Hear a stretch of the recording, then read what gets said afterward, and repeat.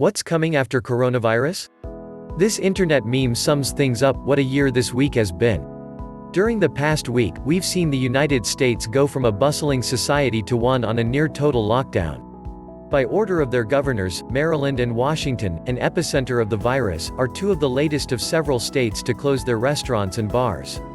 In New York, New Jersey, and Connecticut, dining establishments are restricted to takeout service only. The tri-state area has also recently enforced the closing of recreational locations, such as movie theaters, casinos, and gyms. This move on the part of the government to decree what can and cannot be open hasn't been this widespread since September 11, 2001, when terrorism struck at the heart of America's war and economic institutions and its largest city. In addition, more than half of the states have shut their schools. Many have also followed the newest CDC recommendation to restrict gatherings of more than 50 people, while President Donald Trump recently narrowed that number to 10. Now, 7 counties in Northern California have issued a collective shelter-in-place directive, in which residents are ordered to remain in their homes except in cases of necessity. Across the world, people are responding in waves of mass panic, emptying shelves of dried goods, bottled water, and toilet paper. The subsequent shortage of supplies has led to multiple altercations, thefts, and violent threats. Racist acts, from unprovoked assault to work-related discrimination, have made Asians global pariahs. All of these unsettling reactions have caused another product to skyrocket: guns.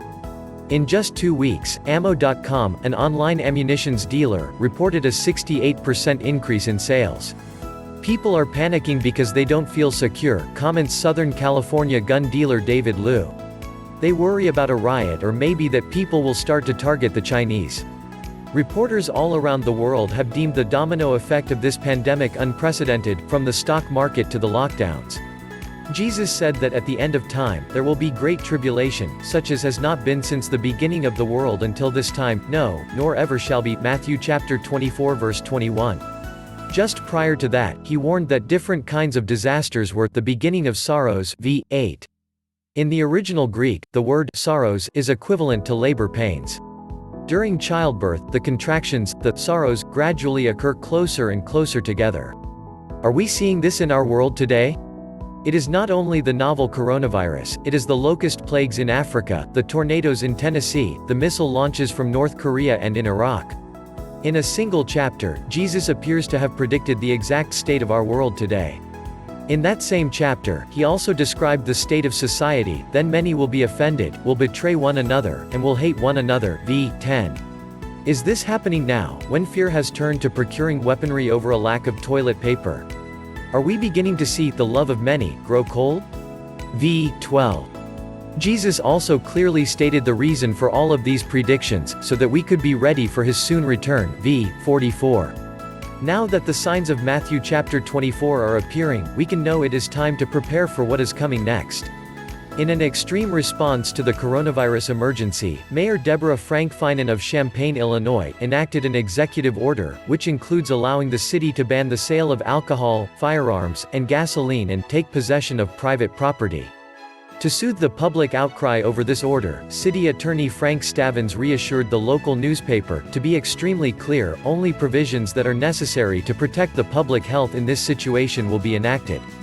The City Council would never take an action to violate anyone's civil liberties. But then why do these infringements exist in the first place? Is this a harbinger of future mandates? Ironically, it was another Illinois politician, Rahm Emanuel, who offered a telling illustration on November 18, 2008, days after then-Senator Barack Obama was elected President of the United States amid a global financial panic. "You never let a serious crisis go to waste," Emanuel said. "What I mean by that is, it's an opportunity to do things you think you could not do before." What kind of opportunity will this current pandemic create? In the present crisis, Amazing Facts International offers an informative and helpful video on the best coronavirus prevention, featuring insights from Dr. Neil Nedley, president of Weimar Institute. It's well worth your time to watch. Faith is equally important, if not more so, during a time of trial and crisis.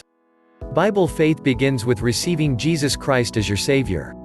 Pastor Doug Batchelor offers a video Bible study on what salvation is and what God offers each of us.